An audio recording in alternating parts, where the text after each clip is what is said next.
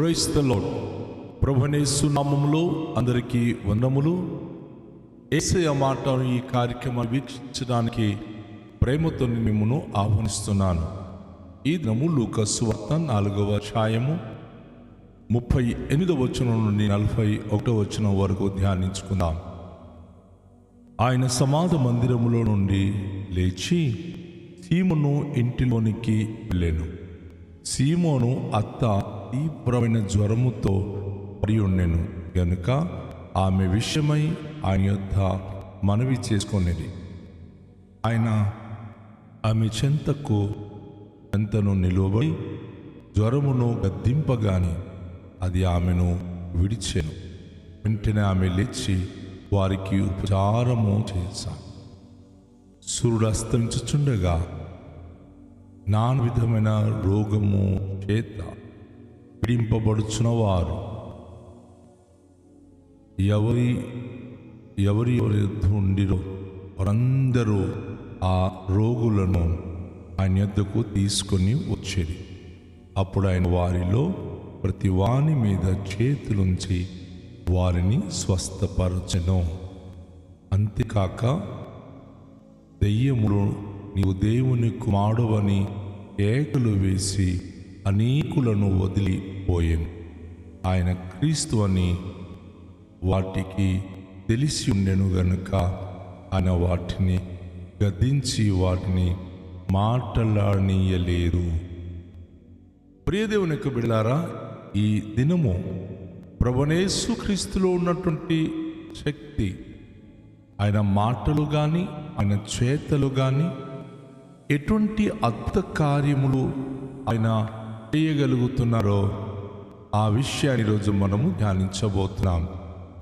కపెర్నహూములో సమాజ మందిరములో నుండి ఆయన లేచి అదే గ్రామంలో సీమోను గారి యొక్క అత్తగారి యొక్క గృహం ఉండడం, యేసు ప్రభువారు సీమోను గారి యొక్క అత్తగారి యొక్క ఇంటికి వెళ్ళటం జరిగింది. అప్పటికి సీమోను గారి అత్త తీవ్రమైన జ్వరముతో పడి చాలా అవస్థపడుతూ ఉంది. అయితే ఆమె చాలా బలహీనతతో బాగులేని స్థితిలో ఉన్నట్లుగా యేసు ప్రభుకు తన శిష్యులు తెలియచేస్తూ మరి వారి ఇంటికి వెళ్ళి తనను స్వస్థపరచడానికి మనవి చేసి ఉంటుంది.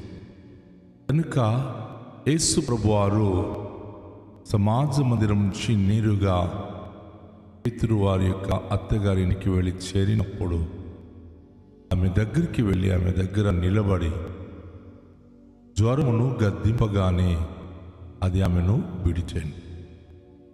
అద్భుతం ఏమిటంటే ఆయన ఏ విధమైనటువంటి ఔషధాలు అక్కడ ఇవ్వలేదు, ఎటువంటి కార్యకలాపాలు చేయలేదు. కానీ తన దగ్గర నిలబడి జ్వరానికి ఆయన గద్దించాడు. యేసు ప్రభు యొక్క మాటల్లో ఉన్న శక్తి ఎంత గొప్పదంటే, జ్వరము వదిలిపోమని చెప్పిన వెంటనే ఆ జ్వరము ఆమెను విడిచిపెట్టి వెళ్ళిపోయింది. తనను వదిలేసి బాడీ ఎంత చల్లబడింది. తన ప్రతి ఒక్క శరీర అంతర్భాగంలో శక్తితో నింపబడింది. వెంటనే ఆమె లేచి వారికి ఉపచారం చేయసాగింది. వాస్తవానికి జ్వరంతో పడి ఉన్న ఆమె యేసు ప్రభువుకు తన అనుచరులకు ఆమె చక్కటి భోజన పదార్థాలు సిద్ధపరిచి వారికి ఉపచారం చేయడం అనేది జరుగుతూ ఉంది. ప్రియ దేవునికి బిడ్డలారా, చాలామంది తమ గృహాల్లో ఈ అనుభూతి పొందిన అద్భుత సాక్ష్యాలు ఎందుకంటే చాలామంది బలహీనతతో ఉన్నప్పుడు దైవజనులు వెళ్ళి ప్రార్థించిన వెంటనే స్వస్థత పొంది ఆ దైవజనులకు పరిచర్య చేయడం అనేది నాడు నుండి నేటి దినం వరకు అద్భుత మహిమగల కార్యములు దేవుడు జరిగిస్తూనే ఉన్నాడు. యేసు ప్రభు ఉన్న దినాల్లో అయితే మరీ ఎక్కువగా తను ఎవరు బాగులేకపోయినా అక్కడికి వెళ్ళినప్పుడు వారిని గద్దిస్తే వాళ్ళున్న బలహీనతలన్నీ విడిచి వెళ్ళిపోవడం అనేది విశేషంగా ఉండేది. అయితే ఆ విషయము ఆ యొక్క కపెర్నహూము అంతా కూడాను తెలిసినప్పుడు సూర్యుడు అస్తమించుచుండగా, అంటే సాయంకాలమైనప్పటికీ నానా విధమైన రోగముల చేత పీడించబడుతున్న వారు, ఎవరెవరి యొద్ద అయితే రోగులు ఉన్నారో, ఎవరెవరి ఇంట్లో అయితే బాధలు ఉన్నవారు ఉన్నారో, కష్టాల్లో ఉన్నవాళ్ళు ఉన్నారో, వారందరినీ కూడా యేసు ప్రభువారు పెట్టినటువంటి పేతురు గారి యొక్క అత్తగారి ఇంటి వద్దకు తోడుకొని వచ్చారు. ఆయన ఎంతమందిని తన చేతులతో వారి మీద తన చేతులుంచి ఆయన ఆజ్ఞాపించాడు. వారందరూ ఆ రోజు సాయంకాలం ఆరోగ్యం. ఈరోజు కూడా అనేక మంది బాగులేని వారు దేవుని మందిరానికి వచ్చి ప్రార్థన ద్వారా స్వస్థత పొందుతూ ఉంటే, అనేక మంది వారి యొక్క ప్రజలకు మీరు మందిరానికి వెళ్ళకండి, అక్కడ స్వస్థత జరగడం లేదు అని అబద్ధాలు చెప్పి వారికి అడ్డుకుంటున్నారు. కానీ కపెర్నహూములో ఎవరి ఇంట్లో బాగులేని వారు ఉన్నారో వారందరూ కూడాను ఆ సాయంకాలము యేసు ఉండి చోటికి తరలి వచ్చారు. ప్రతి ఒక్కరి మీద యేసు ప్రభువారు చేతులుంచినప్పుడు వారు సంపూర్ణ ఆరోగ్యం పొందుతున్నారు, సంపూర్ణ స్వస్థత పొందుతున్నారు. అది ఎటువంటి వ్యాధి అయినా, ఎటువంటి బలహీనతలైనా యేసు ప్రభువారి యొక్క చేతి స్పర్శతతో అందరూ నయమవడం ప్రారంభమయ్యారు. కపెర్నహూము అంతా కూడాను ఒక అద్భుతమైన సంచలనాత్మకమైన సంఘటనలు జరగడం మొదలైంది. అక్కడ మరొక విషయం మనం గమనిస్తే, యేసు ప్రభువారు అక్కడ కపెర్నహూములో అనేక మందికి స్వస్థపరిచారు. అంతేకాకుండా దెయ్యాలతో పీడించబడుతున్న వారు, ఎంతమంది అయితే దురాత్మ అంధకార సాధన శక్తులతో నింపబడి ఉన్నారు, దురాత్మతో నింపబడిన వారు, కొందరికి మాటలు రావు, కొందరికి నడక రాదు, కొంతమందికి చేతులు రాదు, కొంతమంది మైండ్ డల్ అయిపోతుంది. రకరకాలుగా దురాత్మ అనేక మంది శరీరానికి ప్రవేశించినప్పుడు విభిన్నమైన రూపములతో వారిని పీడించడం అనేది మనం గమనిస్తూ ఉన్నాం. అయితే మరి ఆ దెయ్యాలు పట్టిన వారిని యేసు ప్రభు దగ్గరికి తీసుకొచ్చినప్పుడు అవన్నీ యేసును చూసిన వెంటనే గట్టిగా కేకలు వేయడం మొదలుపెట్టింది. ఏమని కేకలిస్తున్నాయో తెలుసండి? దేవుని కుమారుడు, నీవు దేవుని కుమారుడు. అద్భుతమైన మాట కదా. ఆ ప్రజలు తనను గ్రహించలేకపోతున్నారు, కానీ దెయ్యాలు యేసు ప్రభును గ్రహించి నువ్వు దేవుని కుమారుడు అని కేకలు వేస్తూ అది పారిపోతున్నాయి. యేసు ప్రభు దగ్గర నుంచి యేసును చూసిన వెంటనే అది పరుగులు మొదలు పెడుతున్నాయి. అయితే ఆయన క్రీస్తు అని వాటికి తెలిసి ఉండను గనుక ఆయన వాటిని గద్దించి వాటిని మాట్లాడనీయలేదు. యేసు ప్రభువారు దెయ్యాలు ఆయనకి క్రీస్తు అని, దేవుని కుమారుడని పోల్చి మాట్లాడుతూ ఉన్నాయి, కానీ మనుషులు తెలుసుకోలేకపోవడం చాలా విచిత్రమైన విషయం. అందుకే ఈరోజు అనేక మంది హైందవ సహోదరులు యేసు ప్రభు నమ్మిన వారు గ్రామంలో ఉంటే మా దేవి దేవతలు మా యుద్ధకు రావు అని చెప్పి అంటూ ఉంటారు. ఎందుకంటే అవి దేవి దేవతలుగా పూజించబడుతూ వారి గృహాల్లో స్థానము సంపాదించి ఉన్నది.